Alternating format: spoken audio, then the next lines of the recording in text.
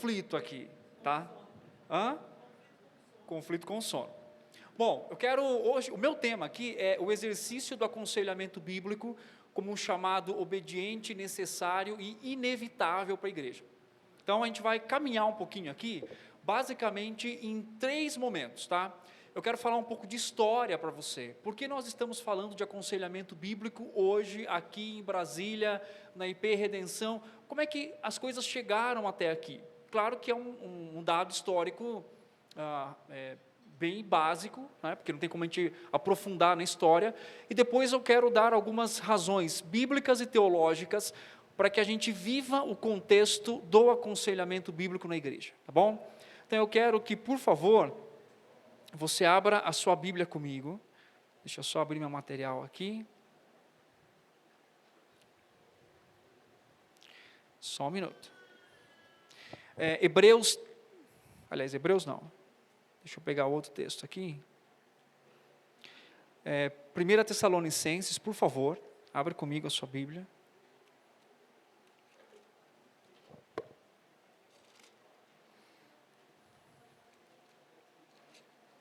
Capítulo 5, versículo 14. Primeira carta de Paulo aos Tessalonicenses, capítulo 5, versículo 14, diz assim: Exortamo-vos também, irmãos, que admoesteis os insubmissos, consoleis os desanimados, ampareis os fracos, e sejais longânimos para com todos. Mais uma vez, diz assim: Exortamo-vos também, irmãos, a que admoesteis os insubmissos, consoleis os desanimados e ampareis os fracos, e sejais longânimos para com todos. Vamos orar mais uma vez. Deus, obrigado pela tua graça de estarmos aqui estudando juntos sobre aconselhamento. Que grande bênção nós temos, que privilégio, e nesse momento que o Senhor nos ajude a pensarmos, a refletir, a assumir a nossa responsabilidade diante daquilo que o Senhor tem nos chamado. Não é um chamado recente, durante toda a história, desde a criação até hoje, o Senhor tem convocado o seu povo, tem falado ao coração do seu povo, para que se pratique e que se escute e obedeça o conselho do Senhor. Por isso, mais uma vez, nós clamamos a Ti, pedimos a Tua direção, que o Senhor nos ajude a nos mantermos firmes nessa tarde, após o almoço, nos dando condições cognitivas, para poder tanto expressar aquilo que nós precisamos compreender, quanto também reter, e não somente no nível de conhecimento, mas principalmente no nível de desafio do nosso próprio coração, para que nós possamos não só ter conhecimento, mas como Paulo escreve aos Colossenses, um conhecimento prático, experimental, que é aplicar o Senhor, a sua palavra, a vida de Cristo, à nossa vida, Senhor. Nós agradecemos mais uma vez por esse momento e oramos em nome de Jesus. Amém. Amém. Bom, o texto que nós lemos, Steve Byers, um conselheiro bíblico lá dos Estados Unidos, ele faz um comentário interessante, ele diz que a perspectiva bíblica, do cuidado de pessoas é holística nesse sentido, quer dizer, é completa. Você tem uma perspectiva de animar aqueles que estão desanimados, exortar os insubmissos, admoestar, na verdade, os insubmissos, consolar os desanimados e amparar os fracos e sejais longânimos para com todos. Então a perspectiva que ele diz é que ele está falando para a igreja, Paulo está escrevendo, dando uma ordem, dando um imperativo a esses irmãos, que na igreja, na comunidade dos santos, na família da fé, seja um ambiente onde eles cuidem de modo completo uns dos outros. Que a prática da exortação, ou da palavra admoestar aqui, que traz a perspectiva do aconselhamento, deve ser completo, deve amparar a todos, tanto aqueles que precisam ser animados, quanto aqueles que precisam ser corrigidos ou exortados, quanto aqueles que precisam de consolo em meio ao sofrimento. Quer dizer, Paulo está dizendo que eles têm condições, dado pelo próprio Deus, de exercer isso na comunidade e cuidando uns dos outros. Agora, quando nós falamos sobre o exercício do aconselhamento bíblico como um chamado obediente, necessário e inevitável à igreja, nós começamos recentemente, apesar de vivermos um movimento que nós chamamos de aconselhamento bíblico no Brasil, que não é há muito tempo assim, né? Você tem hoje conferências e outros grupos, né? Além daqueles que estão envolvidos com a BCB, ou outros grupos como a própria Nutra, que também dá o pontapé aqui, que começa ali no PV, em São Paulo. Então você tem vários focos começando no Brasil, né? Mas o aconselhamento bíblico, ele é algo a longo, né, há muito tempo já. Quer dizer, nós estamos falando talvez de coisas que aparentemente são novas para o nosso contexto, mas que na verdade, na cultura bíblica, na palavra de Deus não é assim. E aí então, hoje nós estamos discutindo, né, ou pelo menos refletindo, sobre uma pergunta importante entre a igreja, a sociedade e várias outras áreas, né, do conhecimento quem é responsável por cuidar das pessoas que estão sofrendo? De quem é essa responsabilidade? É uma pergunta importante para nós respondermos. As pessoas sofrem, elas têm experiências múltiplas no mundo caído com que elas vivem. Dor, sofrimento, né? O nosso país, por exemplo, o Brasil, ele é o país mais depressivo do mundo. A OMS, né, lançou isso recentemente, mostrando isso. E o quarto país mais ansioso do mundo. O Brasil é um dos países que mais consome remédio, né, psiquiátrico, no mundo todo. Quase se aproximando da realidade dos Estados Unidos, que é um nível elevadíssimo. Hoje você tem, né, no nosso país, um número muito elevado de diagnósticos com crianças, por exemplo. Tem surgido muito. TOD, TDAH e tantas outras mais. Então nós vivemos num contexto de sofrimento. Isso desde o Jardim do Éden, quando há queda ali. Nós vivemos num contexto onde as pessoas experimentam o sofrimento. E essa pergunta que eu faço agora para vocês hoje, de quem é a responsabilidade de cuidar das pessoas, ela foi discutida em muitos momentos da história, tanto da igreja, quanto também da sociedade. Então, nós temos aqui por que se envolver com aconselhamento bíblico? Por que gastar o meu tempo com isso? Por que dedicar o meu tempo, tanto a estudar quanto a cuidar de pessoas? Qual deve ser a motivação? É algo opcional para mim? Porque hoje nós vemos que, por esse abraço, né, que a igreja brasileira tem dado dentro do contexto do aconselhamento, não só a igreja brasileira, mas se você ler, por exemplo, sobre a igreja coreana, as igrejas na República Dominicana, então você tem esse movimento de abraço com relação ao aconselhamento. A pergunta é, de quem então é a verdadeira responsabilidade de cuidar das pessoas, né? Então eu quero falar um pouquinho para vocês da história, de como surge essa perspectiva do cuidado, de como que uma antropologia equivocada, não bíblica, não teorreferente, nasce na história e distancia objetivamente a igreja de cuidar daquelas pessoas. Porque a partir dessa perspectiva antropológica, então se tornou, né, aquela pesquisa em 3 perguntas básicas, que toda filosofia que se propõe a escrever sobre o homem, seja na parte da educação, das terapias, da psiquiatria, enfim, da filosofia o que é o homem? Qual é o problema dele? E como que nós ajudamos esse homem? Então essas 3 perguntas vão em direção a dar uma resposta antropológica, para dizer assim, tá, mas quem que é esse homem então? Qual que é o real problema dele? E aí nós caminharemos na perspectiva bíblica para ir até as Escrituras e entender o que a Escritura fala sobre o homem e tanto a direção do Senhor para que nós possamos então aconselhar biblicamente. Mas olha só que interessante. Nós começamos aqui, lá na primeira palestra que o pastor Carlos deu aqui, ele falou sobre o aconselhamento bíblico, diretivo, presente antes da queda. Lembram disso que ele falou? Que existia aconselhamento ali, né? Esse aconselhamento é um aconselhamento, a sua espécie de aconselhamento, nós chamamos de aconselhamento diretivo. Por quê? Por mais que o homem era moralmente puro, mas ele não era independente, certo? Ele foi criado por Deus para exatamente ser dependente do Criador. Quer dizer, o homem foi criado como um ser cuja a própria existência dele é derivada e dependente de um Criador. E que deveria obter sabedoria e conhecimento através da revelação, que o próprio Deus estava dando ao homem.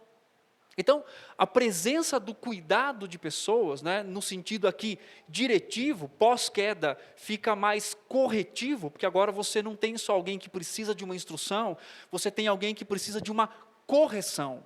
Tanto que Paulo fala, né, escreve em Timóteo, dizendo que toda a Escritura é inspirada por Deus e útil para quê? Para ensinar, né, os princípios, a doutrina, o que mais? Correção. Agora, esse homem precisa ser corrigido. Educação aonde? O que mais? Ensino, correção, educação. Né? Então, e essa instrução que o homem tem agora, vai além de uma instrução que passa a ser necessário, porque agora o seu desejo não é só para com Deus, mas é também para o seu coração. Então, a grande questão aqui que nós temos é, esse homem é criado para ser aconselhado. Ele é criado para ser dependente do Criador. Ele não tinha toda a sabedoria. Então, o processo e a dinâmica criada pelo próprio Deus, pensada pelo próprio Deus, é dessa dependência que nós teríamos dele com relação ao cuidado ou à instrução que nós deveríamos ter na nossa vida, certo? Então, obviamente, pós-queda, isso se torna atenuado. E aí, então, a Bíblia, ela revela, né, que o aconselhamento, ele ocupa o lugar no nascimento, né, da pessoa e na atividade de Deus. Né? Esse fato não é uma novidade secular recente. Porque quando a gente estuda a história do cuidado de pessoas, parece que o cuidado passa a ser mais estudado e preenchido as suas lacunas a partir do momento que teorias antropológicas e de cuidado de alma se tornam presentes na sociedade. Mas até que essas teorias não fossem desenvolvidas, de quem era o cuidado de pessoas? Quem é que cuidava dessas pessoas? Então, a Bíblia é clara em dizer para a gente que o aconselhamento encontra seu lugar de nascimento na pessoa e na atividade do próprio Deus. Então, o aconselhamento bíblico sempre fez parte da interação de Deus com a humanidade. Foi o modo com que Deus planejou tudo isso. E aí, então, o que nós temos aqui? Eu vou pular, vai ter alguns pulos na história aqui, porque eu não vou conseguir falar tudo para vocês e explicar tudo. Mas aí o que acontece? Ok, Éden, queda, história de Israel, a história do povo de Deus, igreja, enfim. E o que nós temos aqui? Historicamente, então nós temos uma visão bíblica do cuidado de pessoas, depois nós temos até na própria reforma. Então, quando nós olhamos, né, os homens na reforma como Martinho Lutero e João Calvino, eles foram os dos principais contribuintes, né, para o desenvolvimento de filosofia e teologia sobre natureza humana. O próprio Calvino escreve que o coração do homem, parafraseando aqui, é uma fábrica do quê? De ídolos. Então existe ali um entendimento sobre motivação humana, personalidade, desenvolvimento de personalidade. Quer dizer, você tem um compêndio teológico, pessoas escrevendo sobre antropologia, na Reforma, trazendo à tona a perspectiva da humanidade, ou seja, respondendo às 3 perguntas básicas: o que é o homem, qual é o problema dele, como a gente ajuda esse homem. Então, você tem o solo escritura trazendo perspectivas, desenvolvendo teologia para exatamente dizer para nós qual a motivação humana, personalidade humana, como que nós deveríamos enxergar esse homem. Tanto que a visão de Calvino, ele dizia o seguinte, que para entender plenamente a natureza humana, é preciso olhar para Cristo, o verdadeiro ser humano. Então, a referência para entender uns aos outros aqui é quem? É Cristo. Porque ele foi verdadeiramente e perfeitamente humano. Então, qualquer antropologia desenvolvida sem a perspectiva do próprio Deus e do Filho dele, ela vai ser manchada. O próprio Cornelius Van Til, se você teve a oportunidade de ler sobre ele, J. Adams bebe na fonte de Cornelius Van Til, ele diz algo interessante, ele fala assim: qualquer filosofia que se proponha a escrever sobre o ser humano, ela deve humildemente chegar ao Criador e dizer: o que é o homem? Qualquer uma que seja. Por quê? Porque ele trabalha com a perspectiva da teorreferência. Se eu perco uma referência na perspectiva de desenvolver ou descrever a humanidade, eu perco, obviamente, o padrão real das coisas. Depois nós caminhamos um pouquinho mais, então na época da Reforma houve esse abraçar. Depois nós temos aí, eu quero escolher só um movimento, que são os puritanos. Os puritanos levaram o aconselhamento bíblico muito a sério. Eles chamavam aconselhamento não de aconselhamento bíblico, eles chamavam de cuidado da alma. Tanto que algumas características, né, esses homens escreveram centenas e centenas de artigos e livros sobre aconselhamento, e o perfil do ministro desenvolvido pelos puritanos era exatamente o seguinte: ele tinha que ser um pregador, um professor de Bíblia, e um deles, ele devia ser médico de alma. Ele deveria desenvolver o cuidado. Se você ler Richard Baxter e outros puritanos, você vai perceber a inclinação deles para o cuidado da alma de pessoas. Tanto que a poimênica puritana, a abordagem puritana, por exemplo, para melancolia, que hoje nós temos algumas derivações disso, mas eles usavam 3 aspectos, que era a circunstância, como que a circunstância impacta a emoção daquela pessoa. Eles usavam a questão constitucional, né, que era chamada de doença da melancolia, que era a ideia da constituição corporal, como que o corpo, como que o físico impacta aquela pessoa no modo que ela lida com a melancolia. E o terceiro aspecto era a parte espiritual, não que eles queriam dividir, mas pedagogicamente para que a gente entendesse. A ideia de que, ok, como que descrever e discernir o cuidado da alma parte da perspectiva do próprio Deus, para que se faça isso. O que eu quero dizer para vocês, resumidamente? Durante muito tempo na história, o cuidado da alma das pessoas sempre foi feito pelos ministros e pela igreja. Desde o início. Sempre a igreja, né, o próprio Deus, o povo de Deus, né, em toda a história, você tem ali, claro, focos um pouco diferentes, mas durante toda a história, a centralização no cuidado de problemas existenciais das pessoas sempre fez parte da vida da igreja. Os ministros faziam isso, os puritanos faziam isso, vários livros que você lê falam sobre esse cuidado. Então a igreja, ela ocupava um espaço de muita relevância no cuidado daqueles que estavam sofrendo. Mas aí o que acontece historicamente? Quando a gente passa ali um pouquinho a época dos puritanos, nós temos, alguns séculos depois, nós temos então aquilo que nós chamamos de a maré do modernismo. Já ouviu falar disso na escola? Não? Sim. Concordar com o pastor, né? Veja bem, séculos depois, a maré do modernismo, vou explicar um pouquinho o que é, ela muda o que é essa tradição, né, de cuidar da alma pertencente à igreja, e dá lugar, então, ao surgimento do modernismo, com ênfase no positivismo e no empirismo. Onde, a partir daí, em conceitos breves e resumidos, é que o espiritual havia se tornado submisso ao científico. Basicamente é isso, bem basicamente é isso. Tá?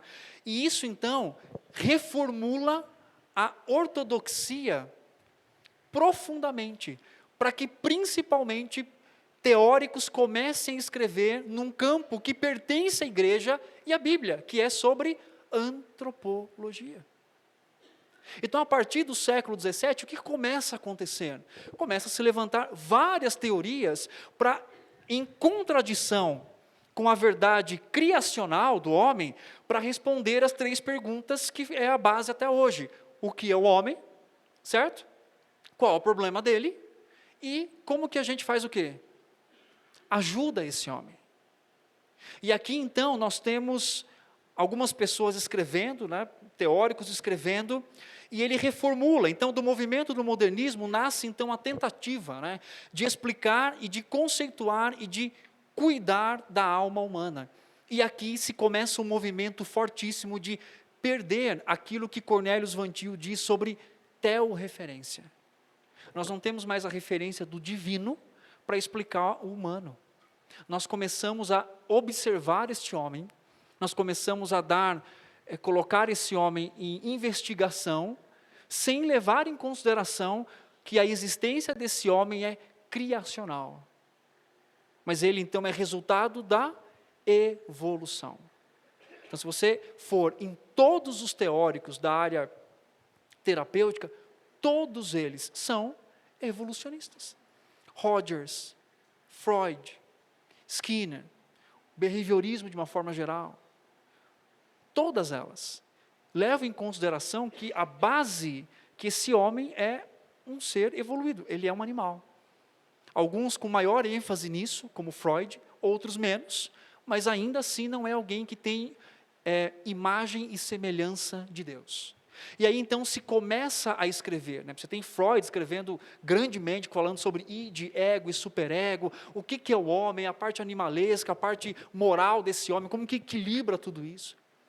E durante a história você tem mais desenvolvimento, onde então os ministros, eles dão um passo para trás, porque a era do modernismo diz assim, vocês não têm capacidade de cuidar das pessoas que estão em sofrimento, porque a antropologia de vocês não serve para isso. Essa antropologia teorreferente não é para isso. E aí o que acontece? Essas filosofias tomam o meio de uma maré muito grande, onde então se começa a ter teorias a respeito da humanidade. Ou seja, a igreja dá um passo para trás. E muito tempo ficou assim. Nós tivemos homens na história, você deve ter livro deles, como Larry Crabb, Gary Collins, que tenta aquilo que nós chamamos de uma integralização entre teologia e psicologia. Claro que nós estamos falando de uma psicologia daquela época. Eles tentam, então, trazer uma resposta de como que dá para conversar entre os dois. Dá para abraçar uma teoria evolucionista em certos aspectos e como utiliza a Escritura para poder dar a base. Quer dizer, a Bíblia ela não é o centro, mas ela é um acessório, ela é periférico. Na ideia de você usar uma estrutura teórica e colocar textos bíblicos para aprofundar aquilo, resumidamente.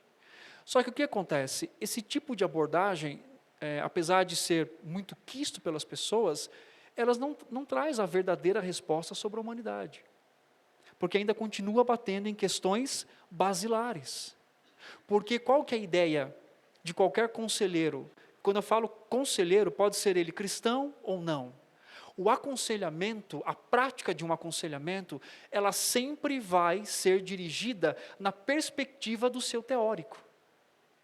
Então veja bem, vou dar um exemplo parecido, mas fora do campo do aconselhamento em si. Educação. Temos pedagogos aqui? Ok. Educação. Temos educação clássica, né? Educação por princípios, e vamos pensar numa educação chamada secular, que seja construtivista e tudo mais. Se você pega uma base de uma educação construtivista, tá? E você insere alguns versículos, ela se torna uma educação cristã? Não, porque onde está a questão principal? Na sua base. Elementos aqui podem até se aproximar, mas na base e na atuação com relação à criança, com relação a como eu enxergo esse ser humano, ele não vai conseguir se tocar lá em cima. Eles podem ter elementos de semelhança, mas não torna. Mesma coisa, se eu propor uma educação cristã e usar princípios construtivistas, eu não estou dando uma educação cristã, tanto para um lado quanto para o outro. Então a grande questão aqui é misturar elementos, né, falando resumidamente, não traz, né, dentro do integracionismo, que hoje nós temos alguns tipos de aconselhamento. Nós temos o aconselhamento bíblico, nós temos o aconselhamento cristão, que é a tentativa do integracionismo, né, é o integracionismo. Você tem um aconselhamento secular, que nós chamamos de aconselhamento espiritualista. Basicamente, esses quatro que compõem, e aí dá mais ramificações. Então, historicamente, essa tentativa, ela não foi benquista. Ela não teve realmente, não deu a resposta real para aquele momento, da onde realmente vem a perspectiva real do aconselhamento. E aí, caminhando um pouquinho, nós temos um outro momento da história, chamado de um retorno teológico, né, ou chamado de recuperação teológica, conhecida, né, e feita por um homem chamado J. Adams. Somente ele? Claro que não, mas ele se torna um pouco mais proeminente, porque os livros, o combate, a perspectiva mais apologética dele naquele momento. E aí então se levanta um homem chamado J. Adams, inclusive tem o livro dele ali atrás. O que ele faz? Ele um estudioso profundo, conhece as Escrituras, né, passa por um processo, pode ler depois a história dele, e ele faz um alerta para os conselheiros sobre o abandono dos princípios bíblicos e começa a apontar para os recursos contidos na Escritura para mudar ou para ajudar pessoas.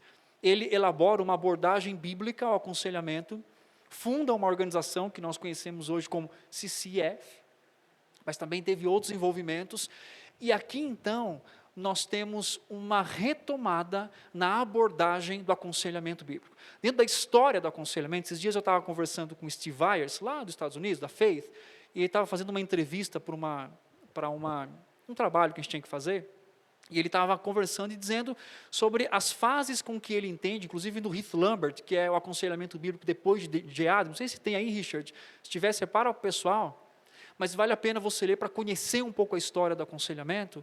E aí, então, ele traz a perspectiva de que os ministros e a igreja deveria reassumir a responsabilidade deles de cuidar de pessoas. Por quê?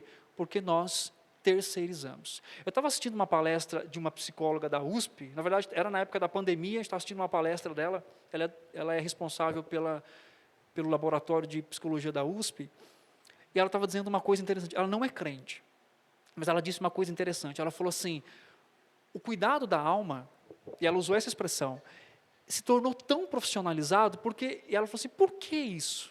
Discutindo com outras psicólogas, né? Sem perspectiva bíblica. Porque ela disse uma coisa interessante, ela falou assim, se alguém chega para a gente e fala assim, estou tão triste, ela fala assim, por que a gente já manda essa pessoa ir buscar alguém para receber ajuda? Porque a gente pensa, não posso te ajudar, porque você está muito triste. Ou porque você está assim. Então, essa ideia, né, de que não é o meu lugar de cuidar, tanto na sociedade, também abraça a perspectiva da igreja.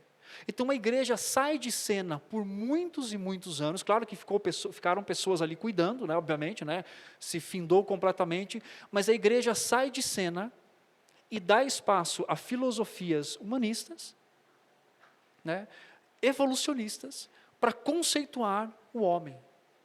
E para dizer como que a gente ajuda esse homem, perdendo a conexão com a riqueza principal do quê? Da Escritura. E essa Escritura, em alguns casos, se torna, então, acessório para fundamentar uma prática de um aconselhamento não bíblico. Por isso que o aconselhamento bíblico, o bíblico, ele pressupõe pelo menos algumas questões. Primeiro, ele é cristocêntrico. Ele está fundamentado na pessoa de Cristo. Tanto a sua concepção sobre a humanidade vem da revelação de Deus. Porque, veja bem, nós trocamos uma coisa importante.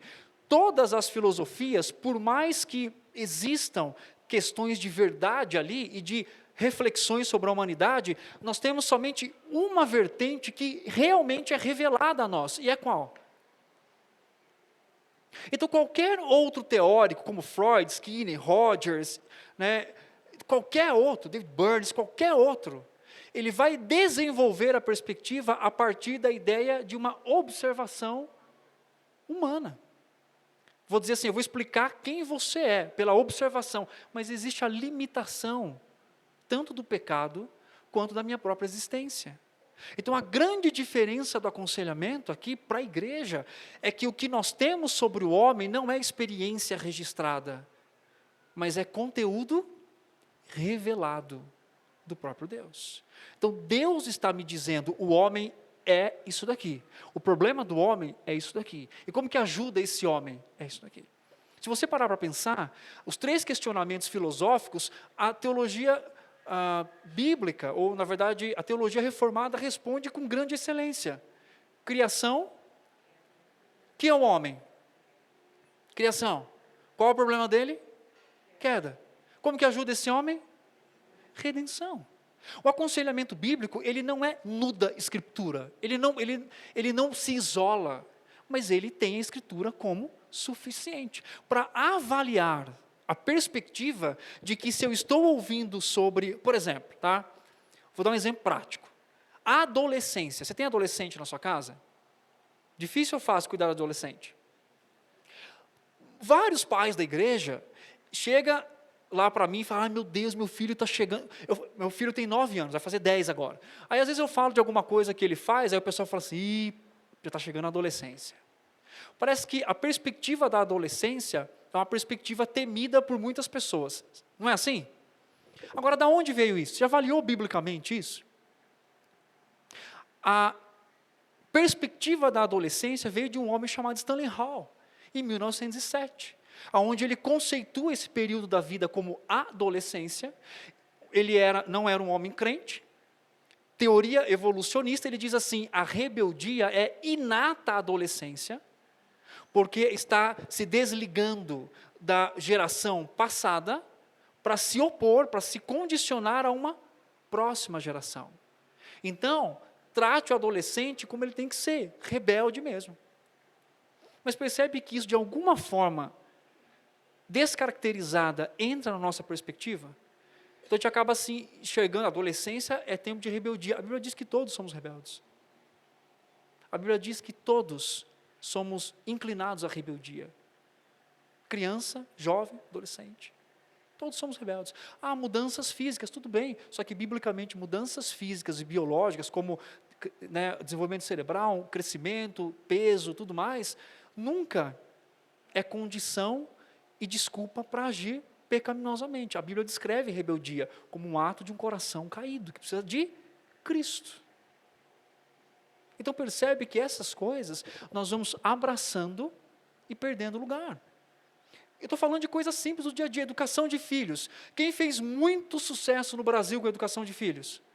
Super Nani. Lembra do tapetinho do negócio lá, que eu esqueci?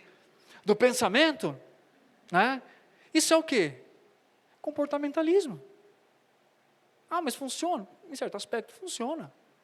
Mas não cumpre o papel antropológico real de uma abordagem bíblica, que é a transformação do coração. Então hoje, e uma coisa muito importante, além de tudo isso, na época da maré do modernismo, ainda se levanta uma linguagem que é muito perigosa, inclusive até hoje, que nós chamamos de cientificismo. Sabe o que é isso? Veja bem, o cientificismo, ele vem dessa maré da modernidade para impor ciência sem comprovação. Então, por exemplo, muito do que se diz ser científico, tanto na área de cuidado de pessoas hoje, se você tem a oportunidade de estudar isso, você vai ver que não tem comprovação. Historicamente, é muito mais baseado, nós temos essas teorias que nós chamamos que elas são baseadas em constructos. O que são constructos? São pessoas e pensamentos de determinado momento que atuam naquele momento, que é base naquele momento. Mas depois de um tempo muda, depois de um tempo muda, depois de um tempo muda, depois de um tempo muda. E olha só, rebeldia. Nós temos hoje o TOD. Eu estou falando isso porque eu aconselho bastante gente que tem TOD. Sabe o que é TOD? TOD é aquilo que você toma com leite, que é diferente do Nescau. O TOD é o transtorno opositor desafiador. Então a criança, ela é opositora, aí ela vai, faz um diagnóstico, fala, não, ela tem TOD. Aí ela tem, ou seja, o comportamento condicionado dela foi chamada de TOD. Por quê? Porque a partir de uma linguagem cientificista. O que foi feito? Uma avaliação na perspectiva, que tem ali das abordagens, para dizer, não, ela realmente tem TOD, porque ela se opõe a ordens e a autoridades. A Bíblia tem nome para isso, não tem? Pecado da rebeldia. Exatamente. Então perceba que nós, quando eu fui para esse lado, porque tem um artigo do Elch, depois eu posso mandar para o pastor, o artigo dele, ele chama assim, do Edward Elch, Atravessando a Rua é o nome do artigo, que é a ideia, E eu fui fazer isso, me formei em neuropsicologia clínica e psicopedagogia, para estudar tudo isso, para entender, para falar numa linguagem, para compreender qual é a ideia dos resultados, das pesquisas e tudo mais, e muito do que você vê hoje é linguagem cientificista. Por exemplo, no nosso país, né? Nós temos ainda hoje muitos profissionais da área da saúde, né, dizendo que depressão é problema com dopamina, o qual caiu essa pesquisa há muitos e muitos anos. Estados Unidos, Reino Unido, outras abordagens, porque é constructo. Então perceba que essas teorias foram tomando espaço do cuidado das pessoas, e o cuidado que eu digo é na perspectiva de santificação. Não estou dizendo que nós não precisamos cuidar do nosso corpo, a Bíblia nos vê como um ser unificado, o nosso corpo está em conexão, é tudo unificado. Mas perceba que nós não estamos, falo nós, igreja, historicamente, dá um passo para dizer o seguinte: aconselhar pessoas é para profissionais. Você não tem condições de fazer isso. E isso é interessante, porque tira as pessoas da categoria do cuidado, né? E por outro lado, dentro do aconselhamento bíblico, traz um outro problema, que quem só pode aconselhar pessoas são conselheiros né, de forma muito vasta e experientes. Tem a ver com isso, mas olha só que interessante. Abra sua Bíblia, eu quero falar de alguns textos aqui.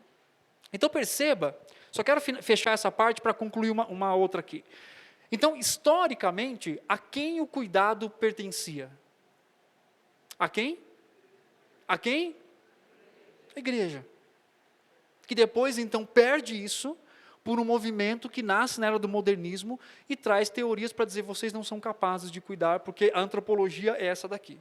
Ou seja, rejeita a antropologia bíblica. E aí nós temos um movimento de retorno teológico, que é o que nós vivemos hoje. As pessoas estão começando a procurar a igreja novamente. E por quê? Então isso é uma perspectiva histórica. Agora uma perspectiva bíblica. Isaías 9:6, eu vou citando os textos aqui, você não vai conseguir me acompanhar, porque eu tenho muitos textos aqui, mas depois eu mando o material, tá bom? Isaías 9:6, por que nós devemos abraçar e se envolver com isso? Primeiro, porque o nosso próprio Cristo tem um papel de conselheiro. Ele traz a admoestação, porque um menino nos nasceu, um filho se nos deu, o governo está nos seus ombros, e o seu nome será maravilhoso conselheiro, Deus forte, Pai da eternidade, príncipe da paz. Jesus mostra a habilidade de chegar ao coração em momentos como a mulher samaritana. Você olha aquilo ali, é uma sessão de aconselhamento. Me dá água para beber? Não, como é que você está pedindo água para mim? O Senhor tem um diálogo com ela tão interessante, e ela não consegue perceber que o Senhor está confrontando o coração dela, até que o Senhor faz perguntas, desde lá do Jardim do Éden, assim, né? Deus perguntando para levar o homem à reflexão, ou ele fala alguma coisa, né? Então vai lá chamar seu marido. Aí ela fala o quê? Não tenho marido. Bem dissestes, responde o Senhor. Então por que o nosso Senhor trouxe a beleza de impactar as pessoas por meio da sua abordagem? A igreja também deve fazer isso. Acolher pessoas como o nosso próprio mestre acolhe. O Senhor faz isso no Sermão do Monte, num grupo de pessoas. O Senhor faz isso antes da crucificação, num grupo pequeno. O Senhor tem conversas particulares com Pedro. Então percebe que esse movimento relacional de Cristo, e olha só que interessante, tem um livro chamado Organize Suas Emoções, e o Alasdair Groves, um dos autores, ele coloca uma coisa interessante, ele diz que Jesus está chegando no sepultamento de Lázaro, e ele faz o que ali? Ele chora. Ele não precisava chorar. Se fosse eu chegaria e falaria assim: vocês estão chorando? Nada a ver. Sai, Lázaro, alegria para todo mundo. Mas perceba que o Senhor, Ele escolhe se conectar à dor das pessoas. Hebreus fala isso.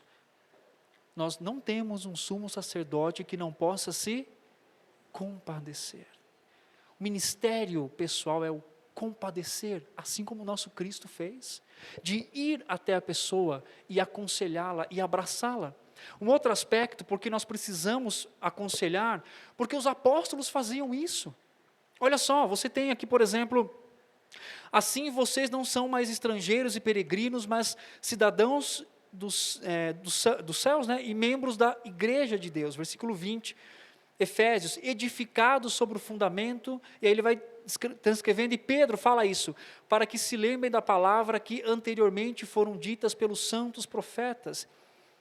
Atos 20, 31, Paulo diz assim: portanto vigiem, lembrando que durante 3 anos, noite e dia, não cessei de admoestar. Atos 20 e 31. Paulo fazia isso, em grupos maiores, em grupos pequenos. Quer dizer, Paulo não só fazia, mas ele motivava a igreja a assumir o papel de cuidado de pessoas, em sofrimento. Citei esse texto anteriormente, Paulo, um dos principais textos na minha vida como conselheiro bíblico é Gálatas, quando Paulo diz assim: eu sinto dores de parto até Cristo ser formado em vós. Essa para mim é uma das maiores expressões de amor na Bíblia. Sabe o que é dor de parto? Eu não sei. Mas Paulo está usando a referência do que ele entendia de Gênesis como uma dor mais profunda que uma pessoa poderia viver. E eu sinto essa dor em mim, para que vocês sejam parecidos com Cristo. Para que vocês sejam parecidos com o mestre de vocês. Olha o envolvimento de Paulo com a igreja, de um homem que amava a igreja nesse aspecto. Nós temos também aqui Paulo dizendo em 1 Tessalonicenses 2, e vocês sabem muito bem que tratamos cada um de vocês como um pai trata seus filhos, exortando, consolando e admoestando. E lá no capítulo 5 que nós lemos, ele manda a igreja fazer o quê? Admoestar, consolar e exortar. É o que ele fez. É o que ele pede também para a igreja fazer. Assumir esse lugar. Um outro aspecto é porque a igreja ela é exortada a fazer isso. Olha Hebreus 3,13. Pelo contrário, animem-se uns aos outros todos os dias, durante o tempo que se chama hoje, a fim de que nenhum de vocês seja endurecido. Romanos 15,14. E eu mesmo, meus irmãos, estou certo de que vocês estão cheios de bondade. Paulo está tratando sobre questões relacionais aqui, de pessoas fortes e fracas. Ele finaliza dizendo assim: aconselhem uns aos outros. Eu bem poderia olhar para uma pessoa mais forte do que eu e dizer: você é soberba, você quer me aconselhar, você acha que sabe tudo? Ou o contrário, eu poderia olhar para alguém fraco e dizer: você vai me ajudar? Não, você não tem condições de fazer isso. Paulo está tratando de problemas relacionais, de quem come tudo, quem não come, questão de consciência, e aí ele chega e diz assim: aconselhem uns aos outros. Eu sei que vocês estão possuídos de bondade. Façam isso. Para quem ele está falando? Para a igreja, dando um direcionamento para a igreja do Senhor. Colossenses também é muito conhecido, diz assim, que a palavra de Cristo habite ricamente em vocês, instruam e aconselhem, a ideia aqui é notecia, que é aconselhamento, né, a questão da mente, mutuamente em toda sabedoria, louvando a Deus com salmos e hinos e cânticos espirituais. 1 Tessalonicenses 4,18, portanto, consolem uns aos outros. 5,11, 1 Tessalonicenses, portanto, consolem uns aos outros e edifiquem-se mutuamente. O aconselhamento deve estar em harmonia com as doutrinas bíblicas. O aconselhamento deve ser praticado numa categoria de relacionamentos intencionais na igreja. Steve Ayers, ele fala uma coisa interessante, ele diz que existe uma diferença entre ser uma igreja de aconselhamento e ter um ministério de aconselhamento. Sabe qual é o problema? Aliás, sabe qual é a diferença? Se eu tenho um ministério de aconselhamento, quem aconselha? Eu, qual é o seu nome? Estevão? Andriele. Então, o Tiago, Estevão, Andriele, eles são o ministério de aconselhamento da igreja. Então, todo mundo que precisa de aconselhamento faz o quê? Procura quem? Tiago, Estevão e Andriele. Tem um aspecto completamente negativo em ter algo organizado? Claro que não. Mas a essência do aconselhamento bíblico é que seja praticado em relacionamentos de mutualidade. Ou seja, o aconselhamento não é opcional. Ele é parte daquilo que Deus fez e está fazendo em você. Já leu o livro do Paul Tripp, Instrumentos nas Mãos do Redentor? Ali ele deixa muito claro isso para a gente. Paul Tripp gosta muito de uma expressão que ele fala ou relacionamentos redentivos, onde por meio do modo como nós nos aconselhamos e convivemos, nós desenvolvemos isso.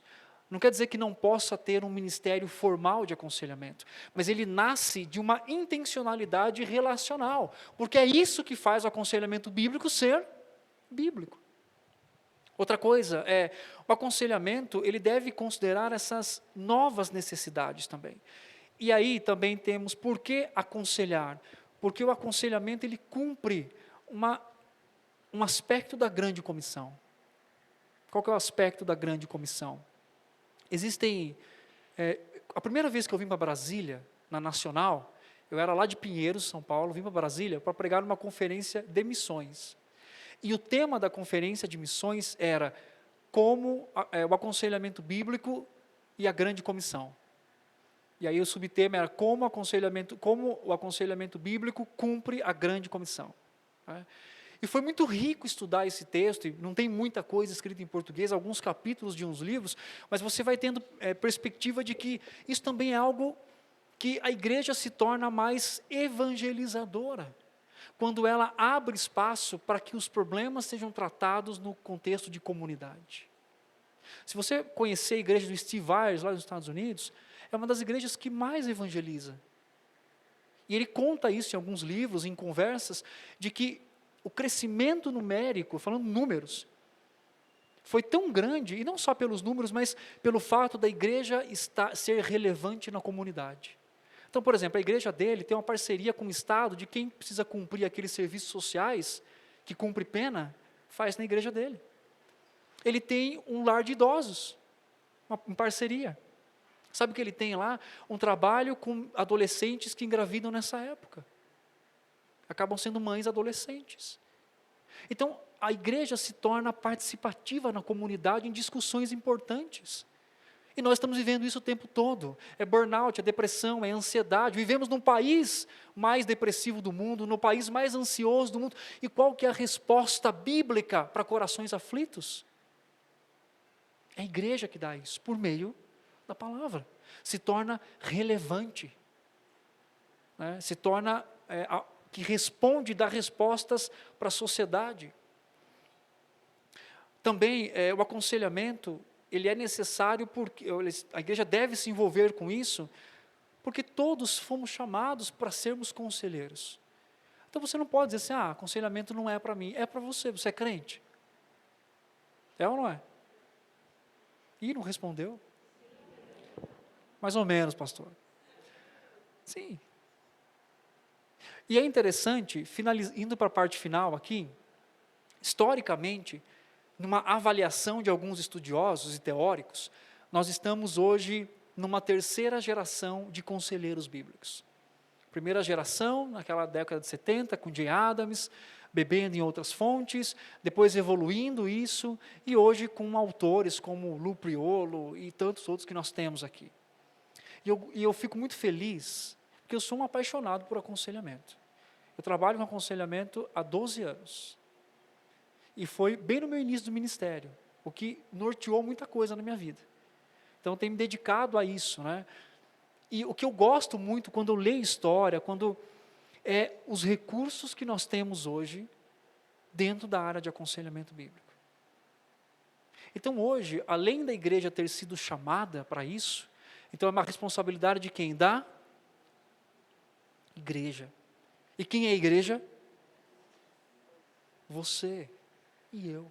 Nós somos. Esse é o nosso chamado. E hoje nós temos inúmeros recursos. Tem livro ali atrás que fala sobre vários tipos de transtorno, como que você aconselha alguém em transtorno mental, como que você aconselha alguém de modo relacional, como que você aconselha a família. Quer dizer, uma coisa importante que o Steve Weiss também falou nessa conversa que a gente estava tendo nós não podemos ser pessoas que estudam aconselhamento e não saem do lugar. Porque existe na gente aquela ideia assim, não estou preparado. Realmente não estamos. Conhecer o coração humano é algo privado para Deus, não para nós.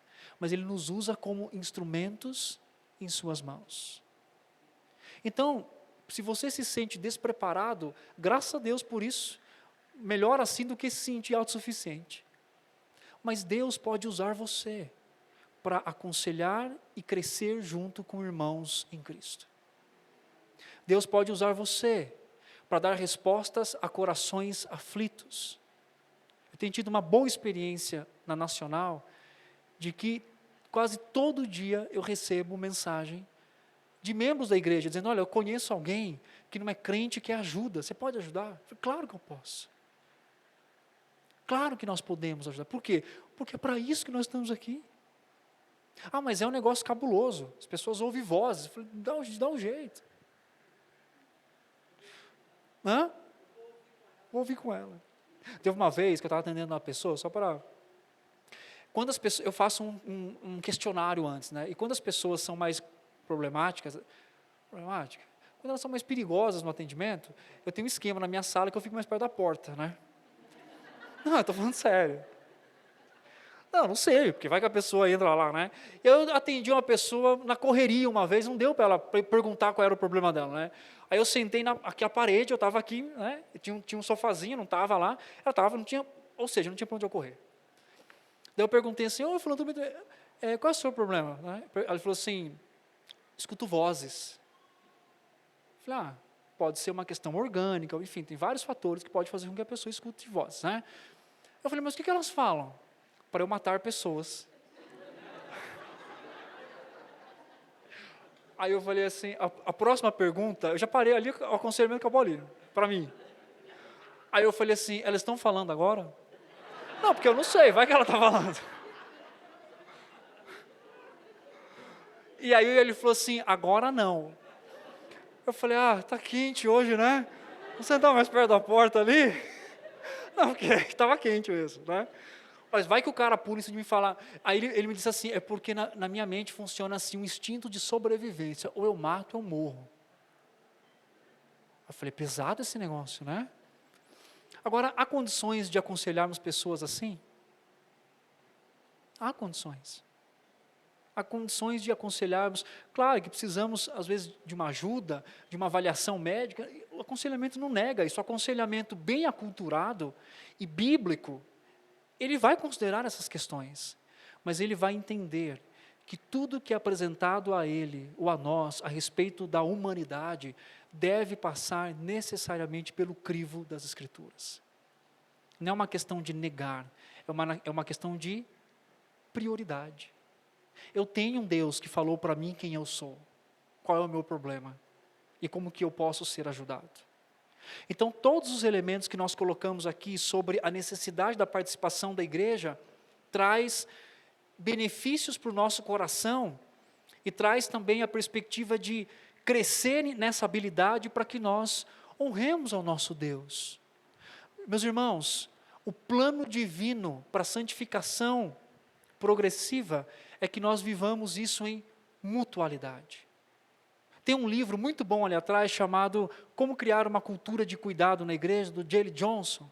E ele diz uma coisa que para mim é essencial. Foi a igreja, o Senhor deu a igreja.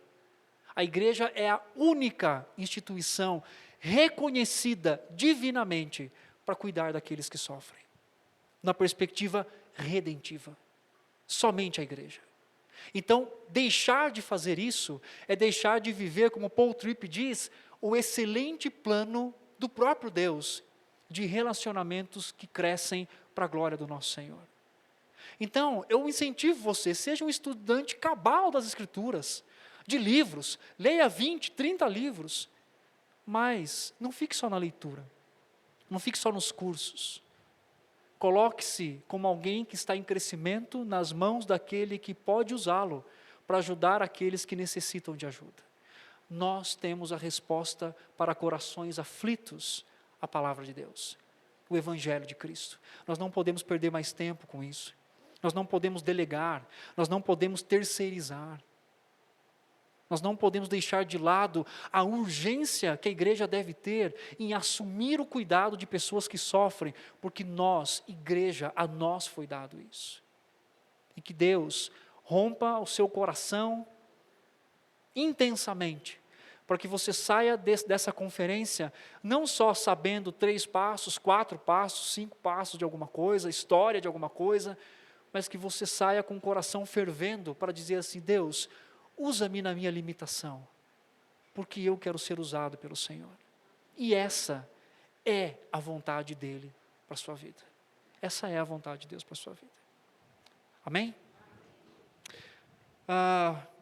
Quero ler um último texto com vocês, Romanos 8.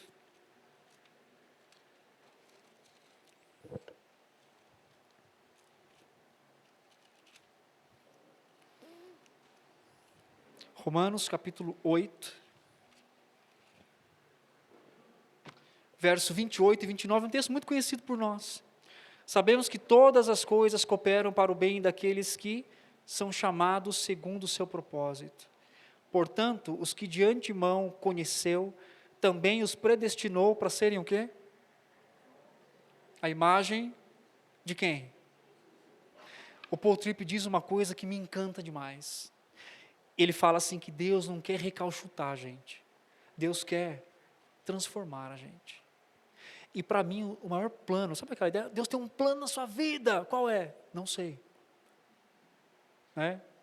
Místico o negócio, não é assim. Deus tem um plano na vida da sua igreja. Deus tem um plano na sua vida. Deus tem um plano na sua vida para ajudar outra pessoa. E qual que é esse plano? Que sejamos transformados à imagem de Cristo Jesus. E Pedro bem nos lembra, na sua carta, dizendo que a nós foi doada todas as coisas. Todas. Nada falta. Tentar tirar coisas para agregar a Escritura, na verdade, é dizer que Deus deixou faltando alguma coisa para o cuidado pessoal e santificador da nossa vida. Ele é claro em dizer, nada falta. Tudo foi dado a vocês. E que grande bênção nós temos de sermos transformados à imagem. Lembra lá atrás, historicamente, do ideal? Quem que é o humano perfeito? Quem que é o ser humano perfeito que se torna o ideal? Numa antropologia fora das Escrituras, não temos. Mas aqui nós temos, porque o Senhor diz, Cristo Jesus. Por isso que Deus quer tornar você muito mais, porque a resposta é tornar pessoas funcionais. Deus quer tornar as pessoas muito mais do que simplesmente funcionais. Deus quer tornar pessoas mais amantes do seu Filho e da sua glória. Esse é o desejo de Deus para a nossa vida. Que o Senhor continue animando o nosso coração como igreja, como líderes, como irmãos em Cristo na mesma caminhada, e que possamos dar ao mundo a resposta que esse mundo realmente precisa, e ao nosso próprio coração, o Evangelho de Cristo Jesus. Amém? Pastor, obrigado, viu, querido? Tem sido uma alegria, um deleite para o meu coração. Eu espero que para vocês também nós podemos ouvir essas mensagens tão ricas, tão profundas do Evangelho. Obrigado, viu, pastor, pela sua vida. Queridos, nós vamos fazer um intervalo, vai ser muito curtinho, na verdade não vai ser nenhum intervalo, vai ser só para você realmente esticar as pernas, o pessoal está botando um suquinho, um café ali do lado, tá? Mas não é para você ir longe não, vai ser, a gente quer fazer aqui uma meta de 5 minutos aqui, é rapidinho, é só para você esticar, e enquanto você está se esticando aí, eu vou sortear os livros, tá bom? Tá? Você pode esticar aí, estica aí, ó, faz aí, estica para um lado, estica para o outro, tem suco, tem alguns refrigerantes, tem chá, e tem café também, tá? E tem paçoca. Nós vamos aqui sortear, então, alguns livrinhos nesse momento. Vamos lá? O livro Em Busca da Paz, do Robert Jones. Esse livro é muito bom, gente. Princípios Bíblicos para Liderar o Lar, tá? É esse aqui, ó, foi publicado pela Nutra. Eu acho que não tem nem 2 anos que esse livro foi publicado em português. E o Robert Jones, ele escreve muito na área de aconselhamento e mentoria, tá bom? Então, vamos lá, vamos sortear esse livro aqui. Espera aí que eu vou pegar o meu aplicativo com os números. Vamos lá. É o sorteador.